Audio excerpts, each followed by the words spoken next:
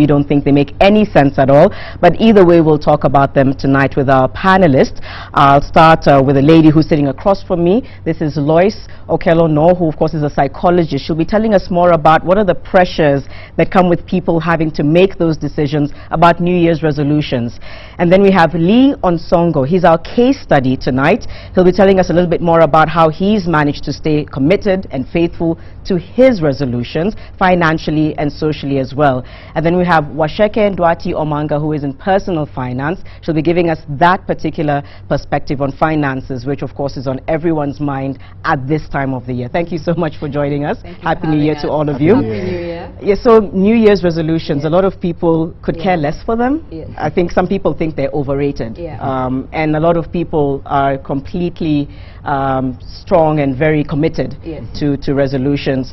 So even before I speak to the two of you, maybe I can start with Lee and your thoughts. I mean, when I was speaking to you earlier on, you're talking about the fact that you've been quite consistent with making resolutions over the last few years. You even pick up to 3 or 4 and focus on those. When did that come about?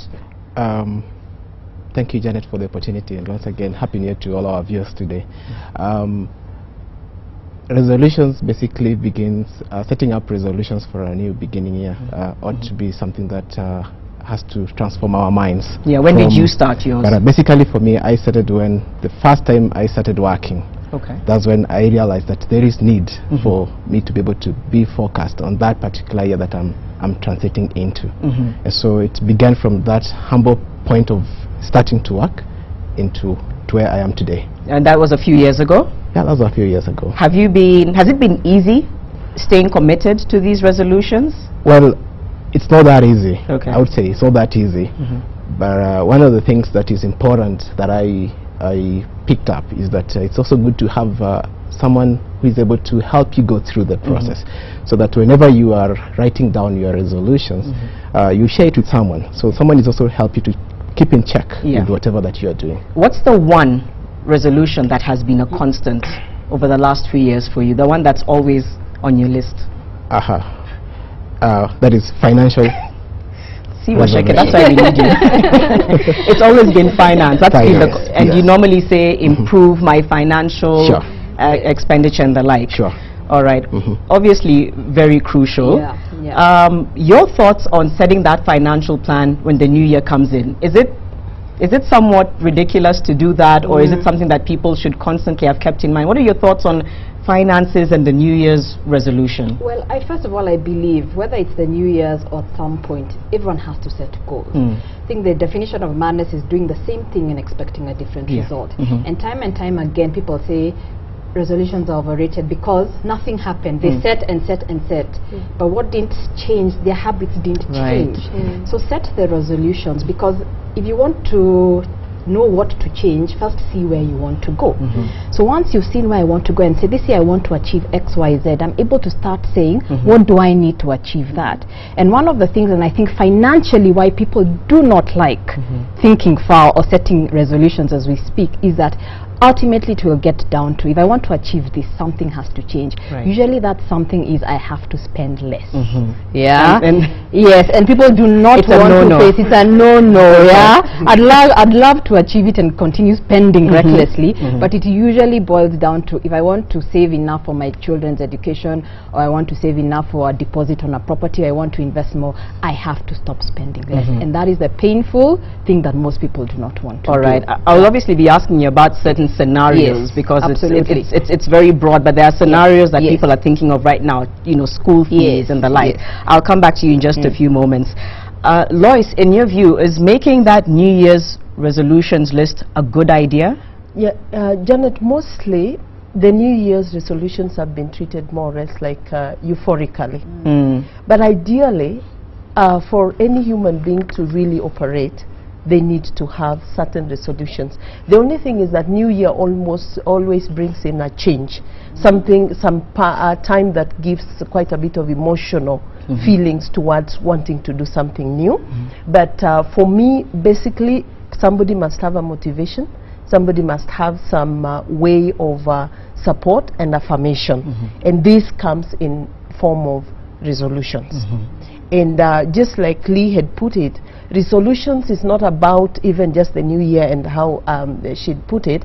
It's not just about a new year, but it's about bringing some challenges to your personal life so that you can be able to achieve something better. Yeah. And what's the wrong mentality when trying to achieve the New Year's resolution? What do you think is the #1 mistake people make? From a counseling point of view, when people are emotionally high because the new year is coming to an end, then you just make declarations without critically analyzing. A case that I kept on thinking as you talked to me is, I'll get married in 2015. But are you having a stable relationship? So if somebody makes those kind, or I'll stop drinking, but they don't know what it takes to stop drinking. And as has been mentioned, for someone to be able to break a habit that has a mental and a physical condition, you must get support. You must have the resources to be able to stop it. So I think for me, #1 mistake, emotional charge, and then you make a resolution. It won't last. All right, a little later we'll ask you about how can people stick to trying to achieve their goals. And we'll go back to you, Washak, in just a few moments and consider some scenarios. And Lee, you can probably tell me if you relate to some of these. Yes. Some people are concerned about transitions this year. They've got candidates, class 8, Form 4, so they're thinking high school, they're thinking university. How do you project that financially when you're not really sure where you'll be at that point? School fees is a perfect example of one of those expenses people treat as a surprise. And financially we like treating your kids are around, but we like treating school fees as a surprise. They're going to be there. Because a lot of people you'll find right now, in fact I was speaking to one of my friends in the bank, and they're like, people are borrowing to pay school fees. But these were the same people who are overspending in December, and suddenly school fees is a surprise. So I think what you're talking about is really the actual act of planning. You plan forward. So for someone transitioning into high school, you now know this is a high school, this is what it's going to cost. I think for a lot of the people we see in our autonomy classes, what has really worked is just I think when people look at let's say school fees will cost you 50,000 per term. I think that month facing 50,000 is a lot. Why don't you do in a year it's going to cost me 120,000, 150,000. That equates to saving 15,000 shillings per month. And 15,000 is as easy as sometimes just things that we're spending money on, like lunch, entertainment, or we're keeping on lights in the house that we don't need. So when people now break it down, I think breaking it down into small amounts, and now you can say 15,000 a month, 15,000 a month, you do it for 3 months, one day school fees is due and you can pay it, you suddenly realize, gosh, 15,000 was not that. Oh, so setting aside 15,000 a month to go into paying for the school fees, and it starts the habit of saving. So once you can do 15,000 and you achieve that small goal, you can now say, okay, my next in high school, when they go to high school, I'll need to put up aside 25,000. If I could do the 15, I can find ways of raising the 25,000. That's really good start advice. Small, start small, so the 50 doesn't face you. But once people are able to see they can actually do it, they can keep increasing the stakes. All right. Is there anything you can relate to? Well, I would be able to relate that one of the challenges that as young people, I'll talk from the perspective of as a young person, is that we have the challenge of not wanting to cool down. Basically, we are so egoistic about things, and we want to achieve every other thing at the same time. But there is always a process. There's a process for me to buy a car. I need to really think about it seriously. What is the benefit of the car to my life? Is it important then for me to be able to engage in other businesses so that can help me to get that finance to support the car buying?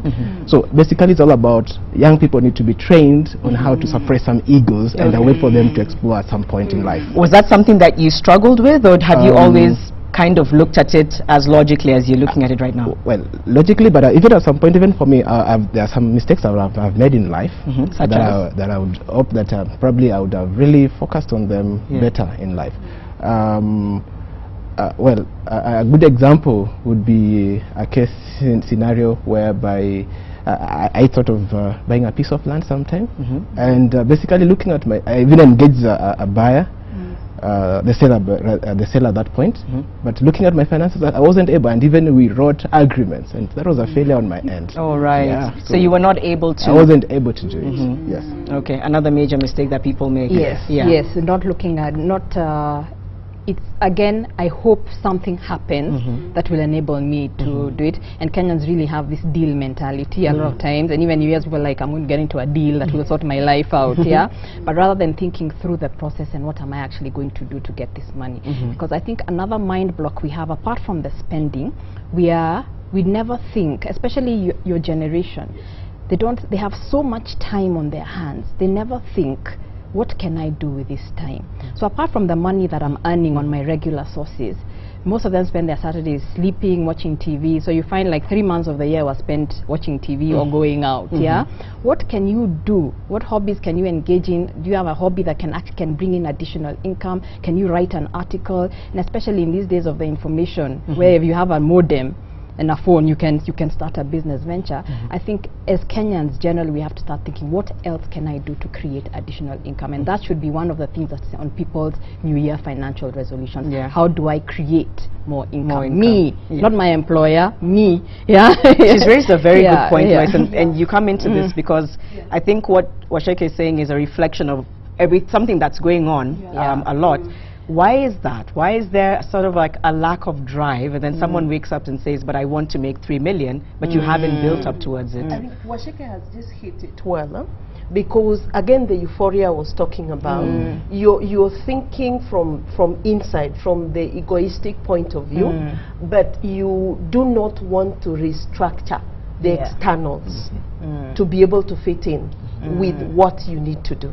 So you find somebody, you know, I want to do this, I want to do that, I want to do that, but it has to do with a mindset change first. And then they have to reorganize their structure. And you know, when she was saying your generation, I was wondering which generation. I know. I didn't want to not say. Not in his generation. But you see, if the young man still continues sleeping for like 14 hours, but they still want to do things with their lives, then it becomes such a big deal. And so for me, it's about people are willing to make resolutions, but they're not willing to restructure their lives. Sometimes they need to negotiate with some people for them to get to where they are.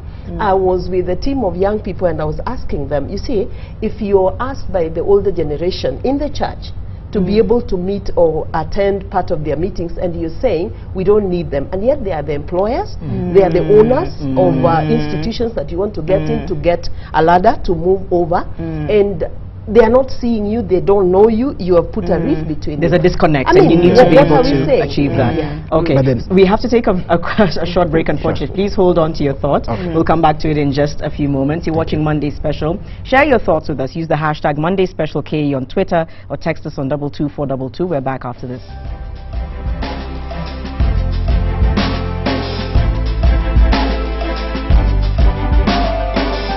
Welcome back. Thank you so much for staying with Monday Special. A little later on, we'll be sharing some of your feedback. We're talking personal planning and New Year's resolutions, whether it's money, whether it's socially, how to deal with your life ahead of the year.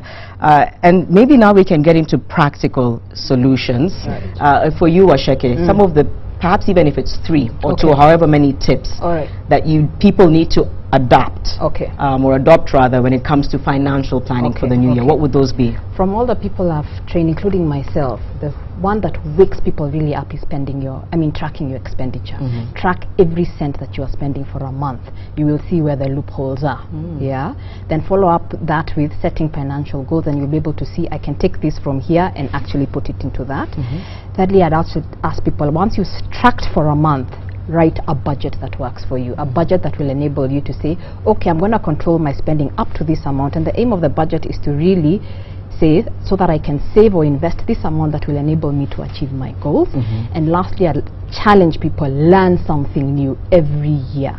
It can be a conversation with someone. Maybe you want to do tomato farming, go and talk to a tomato farmer. Take a course. But learning doesn't stop because we left school. Learn something new. You want to know about stocks? Learn about stocks. Learn something new every year. And one last thing, write down what your financial status is. What do I own? Maybe you have a few shares and things like that. And then the big one, what do I owe?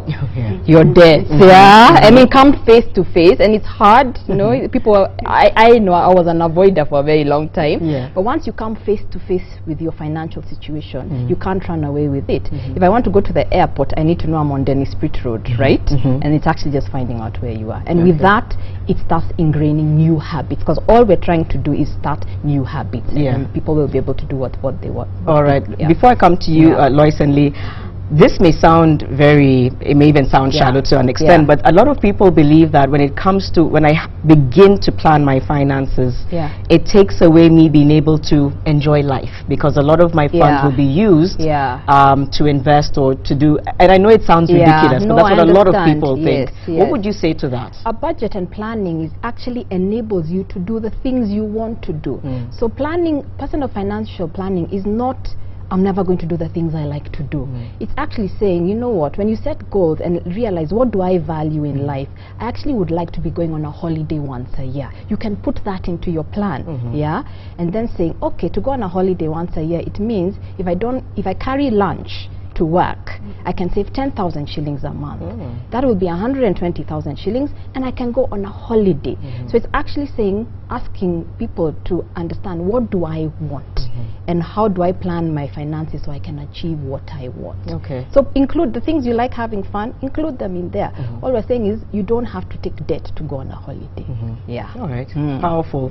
Your thoughts again on how people can stick to achieving those goals, their resolutions? Basically, for me, Janet, is let's not be very emotionally charged when we're making resolutions and declarations. New Year is a good time to begin, because the human mind likes a turning point. So New Year makes a very nice turning point, but then it doesn't have to be first week of January. You can do the planning, like she said, for the first 6 weeks, and you critically analyze what you need to do by looking at who you are. I love that one of looking at your debts. I think I did well. I closed the year, everything, bonuses I got, presents I got, I cleared all my debts that I needed to do, except for bank. And then, of course, there is also this thing of having someone check out on you, so that they are somewhere like a brother's keeper, watching on the things you want to do.